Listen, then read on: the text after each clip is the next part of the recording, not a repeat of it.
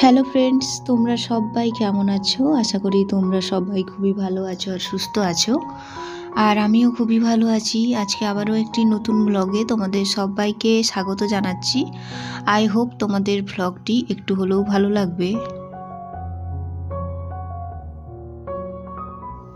আর এই তো এখন একটু বিছানাটা পরিষ্কার করে নিচ্ছি, মানে ব্ল্যাঙ্কেটটা এটা এখন ভাঁজ করে রেখে দেব। আর বিছানাটা যে কুঁচকে গেছে সেগুলো খুব ভালো করে টান টান করে চাদরটা বিছিয়ে নেব আর একটু ঝেড়ে দেব, কারণ বিছানা না গোছানো থাকলে কিন্তু খুব একটা ভালো লাগে না। আর বিছানাটা ওই জন্য গুছিয়ে নিচ্ছি আর তারপর বাকি কাজবাজ করব। আর আমার হাজব্যান্ড হচ্ছে স্কুলে চলে গেছে, তো স্কুল যাওয়ার আগে না আমি খুব একটা ক্যামেরা অন করতে পারি না, প্রচুর ব্যস্ততার মধ্যে থাকি, মানে রান্না করা, খাওয়ানো সব কিছু, ও টিফিন গুছিয়ে দেওয়া, তো অনেকটাই সময় চলে যায়। তো তার জন্য ও যাওয়ার পর থেকে ভিডিওটা শুরু করলাম। আর এখন ওই ঘড়ির কাঁটায় বাজে ওই দুপুর 11টা সাড়ে 11টা মতো।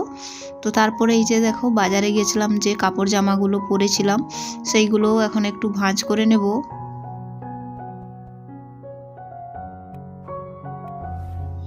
আর এখন একটু ঠান্ডাটা মানে কমেছে, তার জন্য হচ্ছে মোটা সোয়েটার কিন্তু পরা যাচ্ছে না, তো তার জন্য এই যে হালকা সোয়েটারটা এটা বের করলাম। তো এটা পরে বাজারে গিয়েছিলাম। আর এই সোয়েটারটা না প্রথম যখন কিনি আমার খুব ভালো লেগেছিল, এই মিষ্টি কালারের সোয়েটারটা। হাতাগুলো হচ্ছে নেভি ব্লু কালারের, তো খুবই ভালো লাগে এবং পাতলা সোয়েটারটা, মানে হালকা শীতের জন্য খুব ভালো। তো এগুলো খুব ভালো করে এখন ভাঁজ করে দেব। আর এখন যদি না গুটিয়ে রেখে দিই তাহলে কিন্তু এরকমই পড়ে থেকে যাবে। আর জামা কাপড় এলোমেলো থাকলে আমার একটা খুব ভালো লাগে না, মানে ঘরটা একটা অগোছালো থাকে, তো ওই জন্য জামাগুলো ভাঁজ করে নিচ্ছি।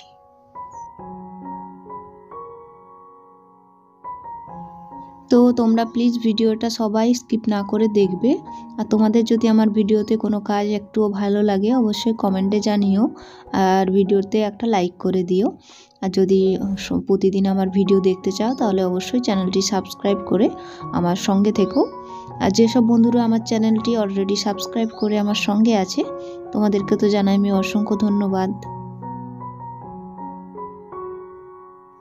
আর আজকে রান্না হয়েছিল বাঁধাকপি টমেটো আলু দিয়ে একটা তরকারি, তার সাথে ছিল ডিমের সেদ্ধ আর ডাল। এগুলোই ছিল আজকের রেসিপি। আজকে সেরকম কিছু করিনি। আর এই যে সবজি খোসাগুলো সেগুলো এখন আমি ফেলে দেব ডাস্টবিনে, কারণ এই জায়গাটা তো পরিষ্কার রাখতেই হবে। আর এটা আমাদের প্রতিদিন ভিডিওতেই থাকে, তোমরা দেখেছো সবাই। তারপরে এই যে বাসনগুলো একটু ধুতে বসে গেলাম, মানে সকালবেলায় আমার হাজব্যান্ড খেয়েছে, আমিও খেয়েছি, তো যত বাসন আছে সবগুলো এখন ভালো করে ধুয়ে গুছিয়ে রেখে দেব। আর এই স্নান করার আগেই না আমি সব বাসন যা যা থাকে ধুয়ে নিই, যখন ঘর ঝাড় দেওয়া মোছা যা আছে সব করে নিই, কারণ স্নান করে তারপরে আর বাসন টাসন ধুতে কিন্তু খুব একটা ভালো লাগবে না।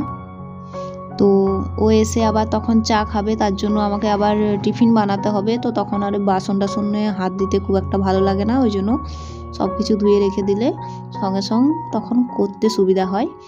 তো ওই জন্য আগে আমি বাসনগুলো ধুয়ে খুব সুন্দর করে এখনই রেখে দিই।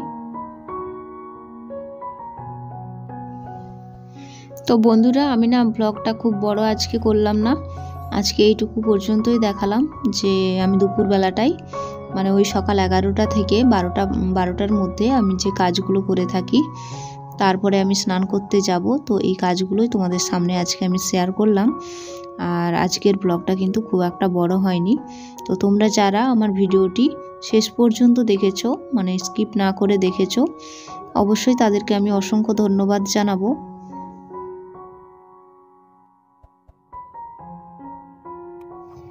তো এই জায়গাটায় না এই যে বাসন টাসন ধুলে প্রচুর জল পড়ে, মানে চারিদিকে সেই জলে একটা ভেজা ভেজা ভাব হয়ে থাকে।